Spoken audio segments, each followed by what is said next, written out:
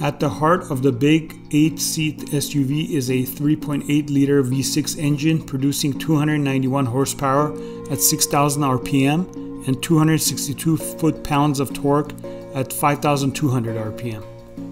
The 6-cylinder muscle is channeled to the front axle or to an optional all-wheel drive system exclusively through an 8-speed automatic transmission. The driver gets to pick between 4 regular drive modes: Smart, Eco, Sport, and Comfort, plus Snow and all-wheel drive, locked for off-road purposes.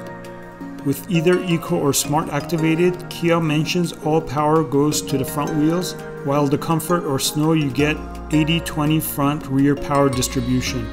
In Sport model, the ratio changes to 65-35 front-rear, and in lock mode it sends power evenly to both axles.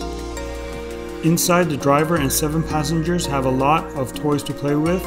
The Hyundai Palisade's cousin has everything from a 10.25-inch touchscreen with Apple CarPlay and Android Auto support to 10 speakers.